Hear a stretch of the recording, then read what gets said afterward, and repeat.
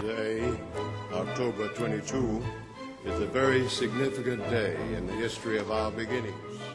Welcome to the Adventist History Podcast, episode number 61, Price of Ellen White and Bacon. Last time, we talked about how fundamentalism radicalized Adventists when it came to the movies, Bible translations, and women. Anyways, Adventists had always been cautious about theaters, for instance, but when the church voted in the 1920s that if someone frequented a theater, they should be kicked out of the church, and women also were slowly weeded out of positions of leadership, that kind of stuff.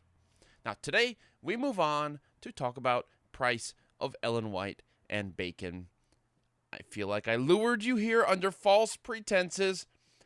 Bacon pretenses. It was almost clever. Anyways, let's talk about the evolution of evolution. You could have guessed that Adventists were always against the idea of evolution. Surprise! What a lot of people don't realize, however, is that many evangelical Christians, especially Calvinists, were generally open to some kind of evolution, even if they disagreed with Darwin's details. Now, anyone paying attention to the scientific conversation for the past 20 years was already familiar with the basic idea of evolution.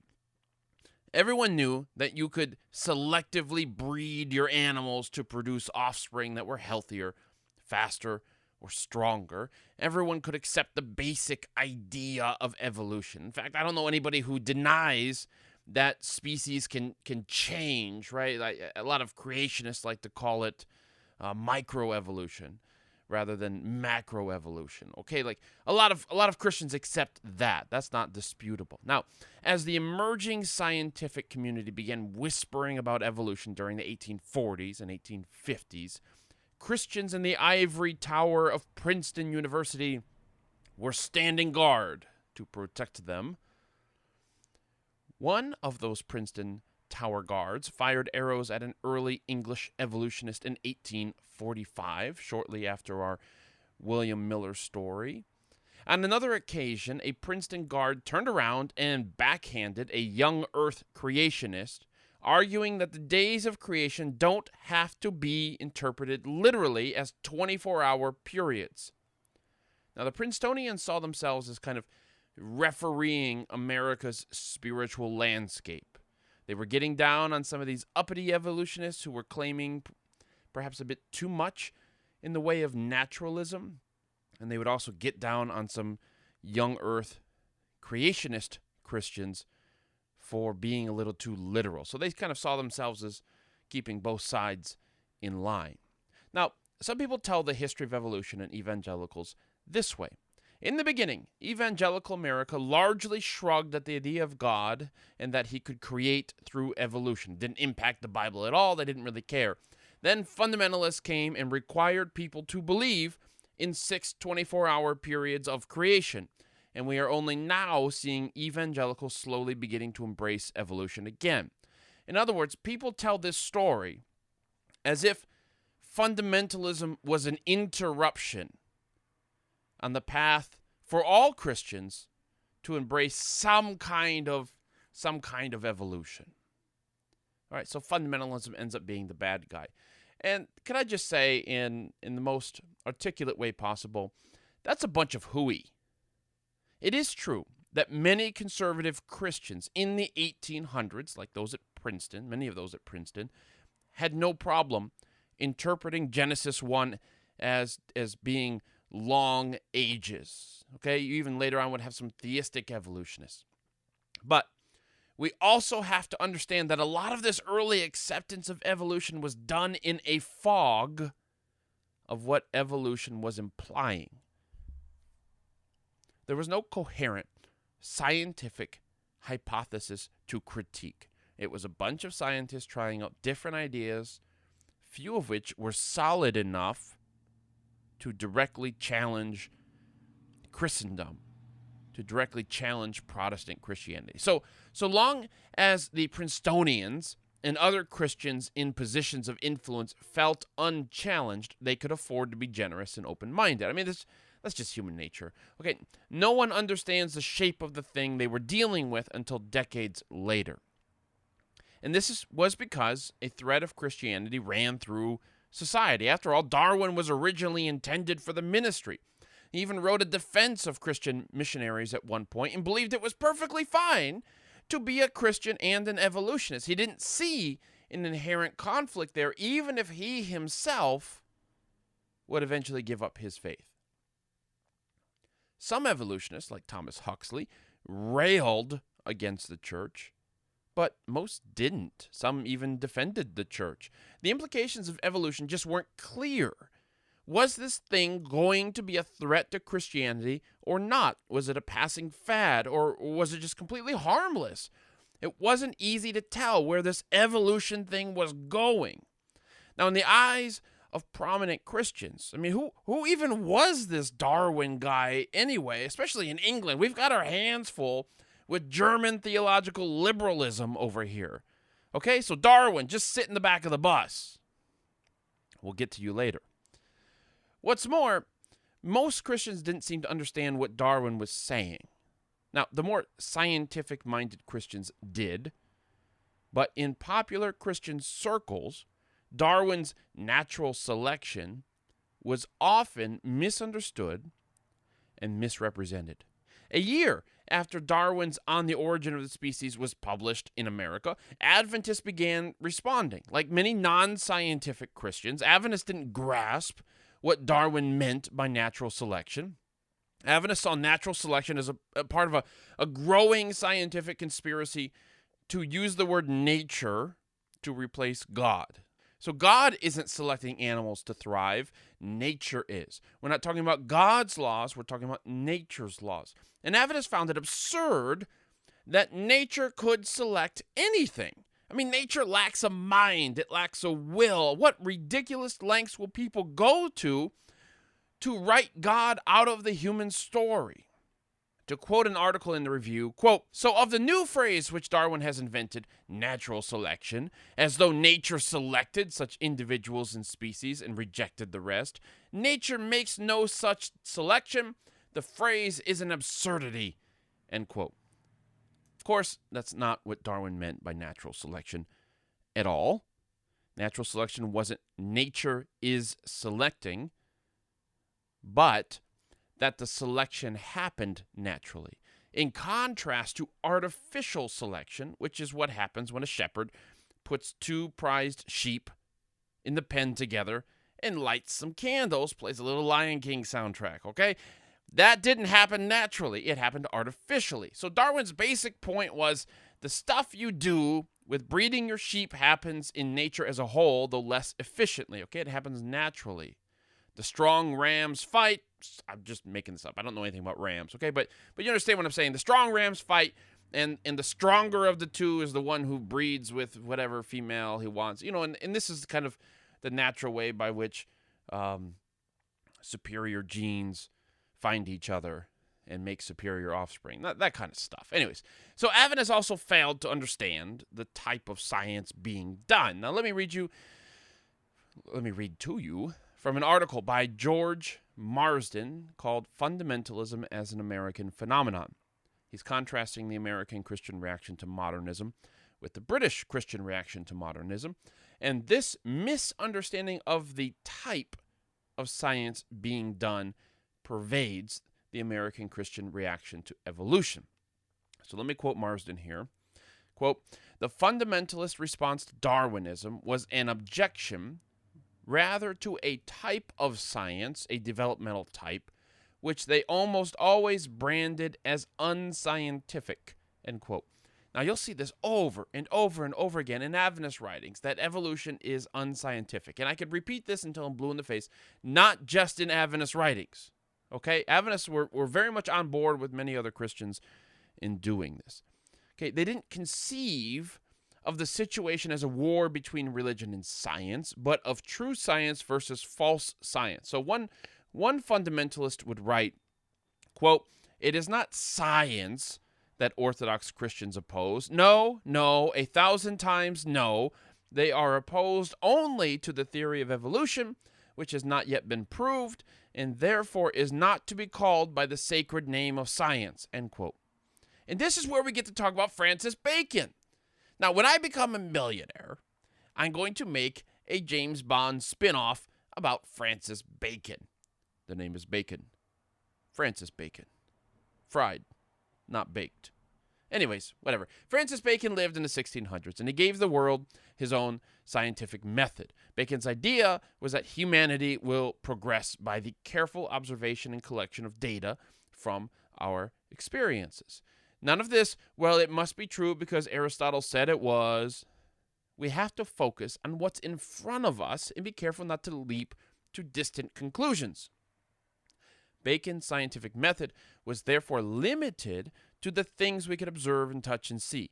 This was totally cool because it meant that metaphysical or spiritual things were outside the sovereignty of Bacon's science. And this is why Adventists and others accused Darwin of doing false science. Darwin's science wasn't staying within its lane. Or to quote one author in the review, quote, I say that I have just as much right to criticize Huxley and Darwin when they travel out of the scientific into the religious and theological, or they me when I travel into the domain of their science. At other times, Adventists would say that these modern scientists can't know because they weren't there at creation. I mean, because remember, Baconian science emphasizes that we can observe the world around us. How could you observe something that happened billions of years ago?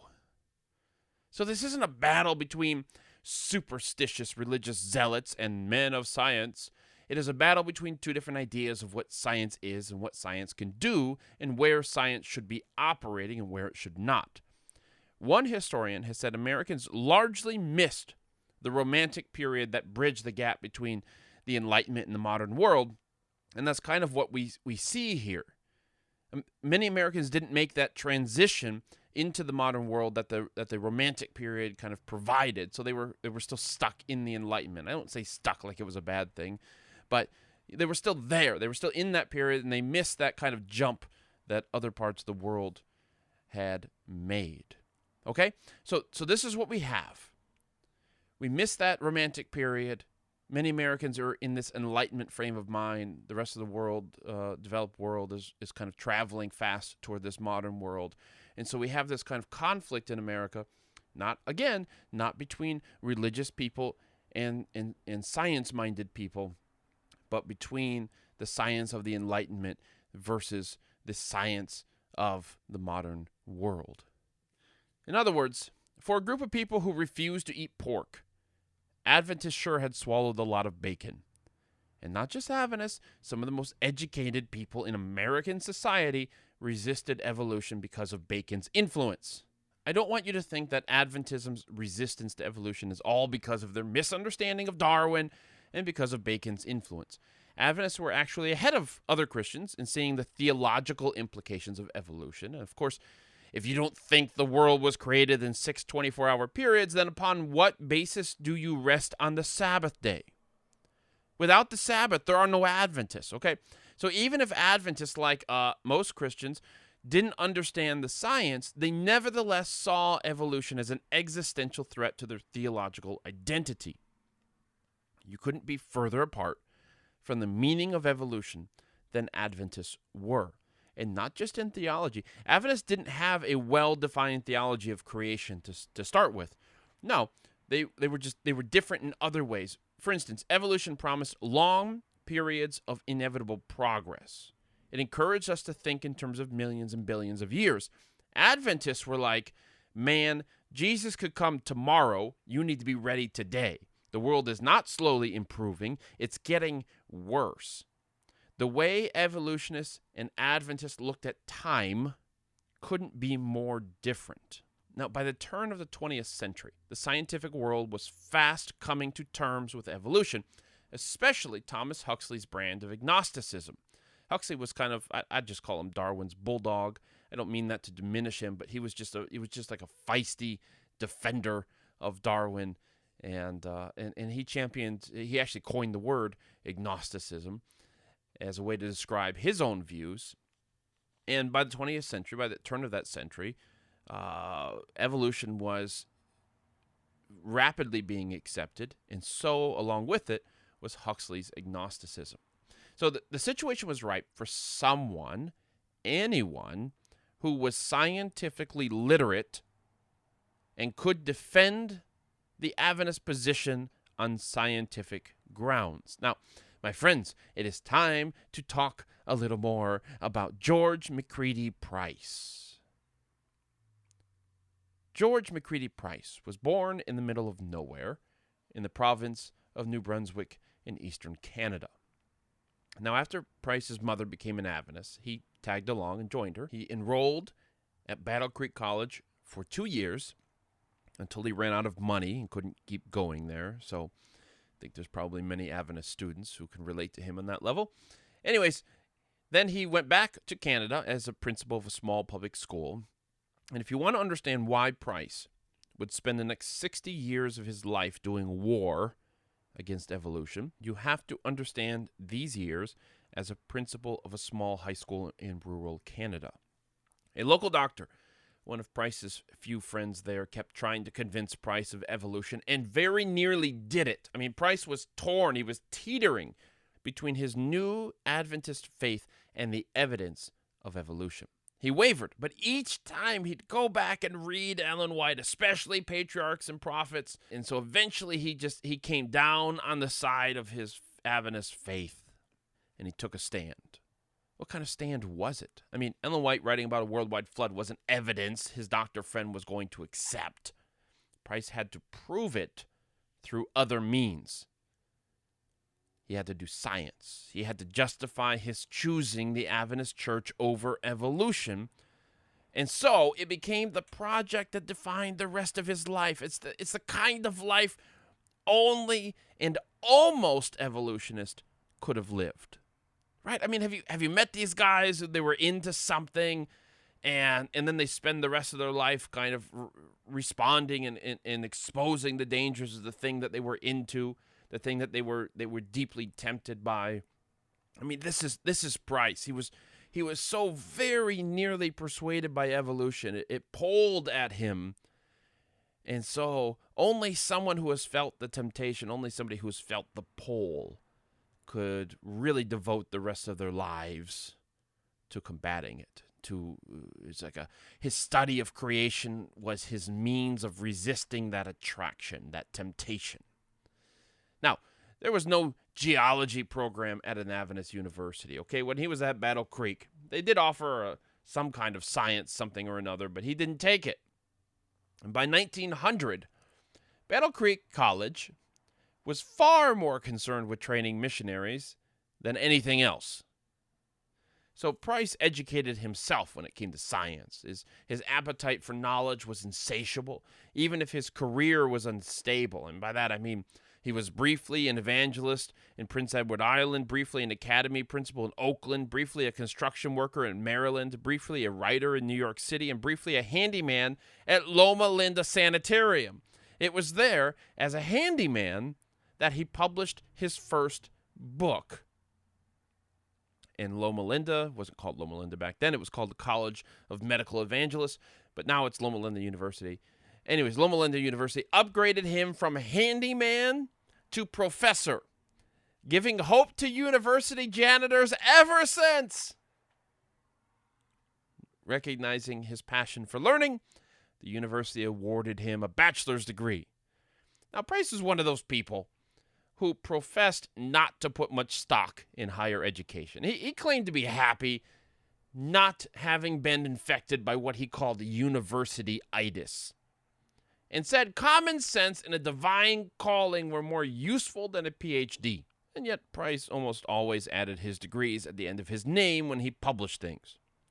Look, the truth was that Loma Linda awarded him a Bachelor of Arts, not a Bachelor of Science, and whatever Price would later say about university education, he had toyed with the idea of getting his MD at Loma Linda.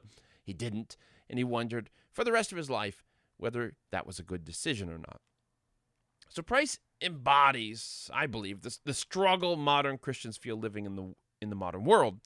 There's that part of him that wanted to fit in, to get that doctorate, to go into the field, to fit in with the scientific establishment, to have that credibility, to have that education. And there was a part of him that just rebelled against all of that. I don't need their approval. I don't need a piece of paper from Harvard, for instance.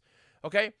Francis Bacon, by the way, had pioneered the idea of two books, Scripture and Nature. And this idea ripped apart the medieval notion that creation and creator had to be studied together. Ellen White, of course, adopted this two books view, but neither Bacon nor White understood how these books would come to represent two paths. To study nature, as evolutionists like Huxley did, increasingly meant rejecting God. And many of these Christians who studied God found themselves at odds with scientists, masters of the book of nature. And so a defining characteristic of modern Christianity is ambivalence about this situation, this divorce of God and nature. The modern Christian wants mom and dad to work things out and get back together.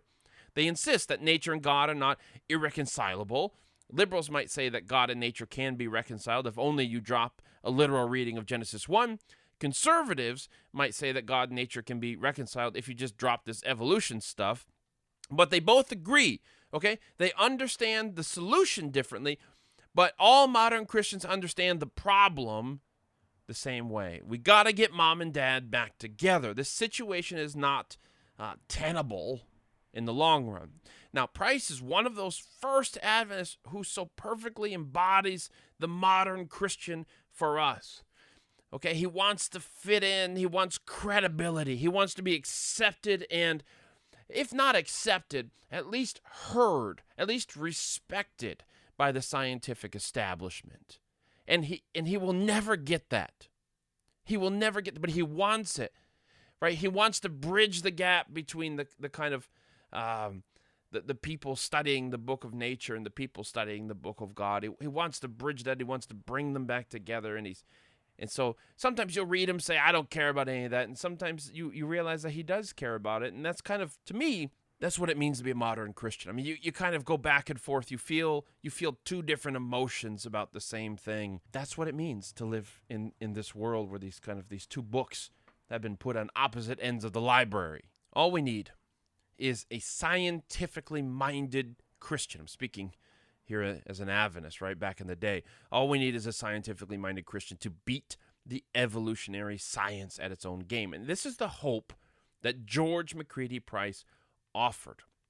Though he was self-taught, I mean, keep in mind, right, the earliest Adventist doctors were self-taught too, okay? So don't look down upon that. Though he was self-taught, his specialty was geology. Price chose geology because he saw it as the weakest point in evolution. And this characterizes Price's approach, by the way, pretty much the approach of all the creation scientists that I'm familiar with, which is to say, evolution cannot be true, to poke holes and point out inconsistencies in evolution. It's like this zero-sum game. If I can prove evolution is not true, then creationism must be true because it's the only theory left standing. And that's okay because it's not the job of creation science to prove the flood or prove divine creation in any literal days, okay? This is taking us back to Bacon again. God's two books are separate. The best true science can do is clear the way of any naturalistic objections to God. And once all the objections are cleared away, you have no excuse but to embrace your Creator. Now, Price makes this exact point over and over and over again. In one of his books, he writes, quote, "In thus removing false ideas, it leaves the ground cleared for more correct ideas regarding creation, and thus for truer concepts of morality," end quote. This connection to Bacon, by the way, is no joke. Price actually dedicates one of his books to Bacon, and Isaac Newton too, by the way, whom Price considered to be true scientists. Now, I want to get into some of Price's arguments, not too deeply, but just so you have a sense of the kind of things he was saying. But in order to do that, you really have to understand that his arguments were wrapped up, rooted, soaked in his fundamentalist worldview. If old Earth creationists preferred not to see their contest with evolution as a war between religion and science, while Price, on the other hand, eagerly embraced the narrative of war. Price later called his first book, published in 1902, as the first fundamentalist book. Price was very much an early adopter Okay, you have these people out there who are like the first ones on the train of some new trend. Like they somehow they can see the signs. They can kind of smell the flavors on the wind before anybody else can, and they just jump into it. And we look at them and they're like, wow, they were just so ahead of their time. They were ahead of everything. Right? Price is just one of those people. Before anybody else really was able to kind of perceive the coming fundamentalist movement, Price was there. Okay, now it's only later on that he calls his book the first fundamentalist book, right? Because the word fundamentalist didn't exist when he published it. But he has the tone. He has the mindset of fundamentalism long before many of the people who would later be prominent fundamentalists ever did, before they could even sniff the kind of militancy that would come to define fundamentalism. Price had that. He had that early on.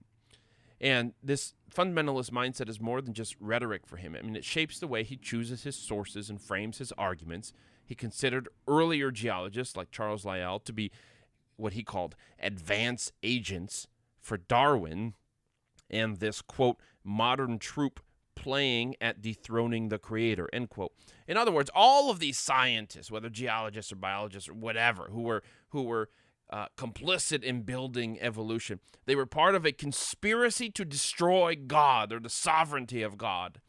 Price's goal, he tells us, isn't to destroy evolution.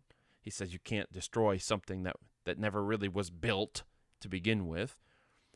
His goal isn't to destroy evolution, but to expose it. In his book, Illogical Geology, Price admits that it wasn't written to persuade scientists, but to people who feel, in Price's words, quote, there must be something wrong with the evolution theory, end quote. And I think that's a pretty good description of Price as well. He was somebody who felt there must be something wrong with the evolution theory, and he endeavored to figure out what that was. So Price's main argument through his writings was that this bias against the creator God was undermining the objectivity of modern science. Now, Price couldn't buy into the idea of the geologic column, that these uniform layers of rock found the world over, that they could be dated back billions of years, okay, in the pre-Cambrian level, right, billions of years old. Price believed that the fossils in these rocks didn't feature early prototypes of modern life, but better versions of modern life. Price quotes a number of people who have found fossils of ferns 30 feet tall or a 6-foot-long frog, not to mention larger human beings. So evolution would suggest that life is slowly adapting and improving in size and complexity, that we got from a single-celled organism to dinosaurs, for instance, or to human beings. And according to the Bible, however, Price would say people lived nearly 1,000 years, right, in the early chapters of Genesis, but lifespans quickly diminished after the flood. So for Price, he expects to find the opposite of what evolution expects to find. Price expects to find bigger and better versions of modern life, of the life we have now, in the fossils. Because clearly, if we used to live 1,000 years old, and now we don't live 1,000 years old, we live a lot less, then clearly human beings have declined. We've diminished through time. And so he expects to find like older, stronger, bigger versions of human beings than we have alive today, because that would make sense. If they lived to be 1,000 years old, you'd expect them to be, I don't know, better in some way, right? Not just like us, or they wouldn't live so much longer than us. Now, in the spirit of the age, Price, like many people back then, offered $1,000 to anyone who could prove that one fossil was older than another. Okay, he thought the whole geologic column was a mess. Sometimes you'd find layers out of order and da-da-da-da-da. And so it didn't prove anything. You couldn't really tell, according to Price, how old some fossils were versus other fossils. And he offered the money. Of course, he never had to pay up. I don't think anybody's ever had to pay up when they made offers like that. Anyways, Price's eventual fame and success isn't found in his science, but in his certainty. Price was a master at collecting statements and setting them before the reader in the clearest possible light. He really was. Ronald Number says that when Price was younger, he wanted to get into literature. He wanted to be a writer. And I think Price's writing is really strong. He's a very clear thinker. He's a very confident thinker. He was adept at finding holes in arguments and exploiting it.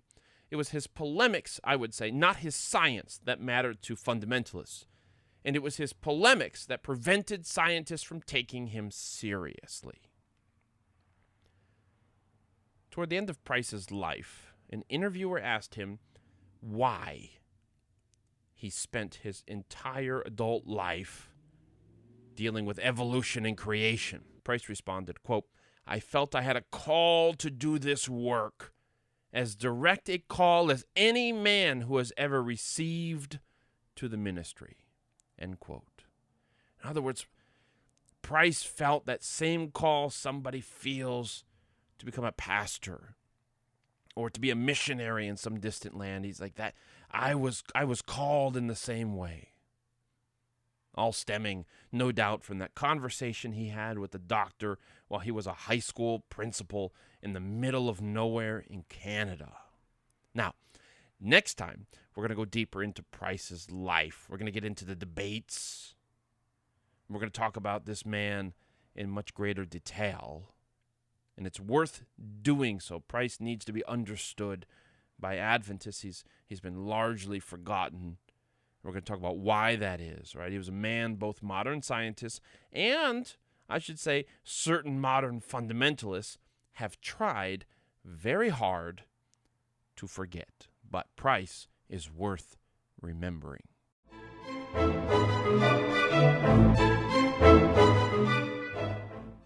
This episode of the Adventist History Podcast is sponsored by The Haystack. The Haystack is a voice for young adults in the Seventh-day Adventist Church that produces articles, music reviews, videos, and more.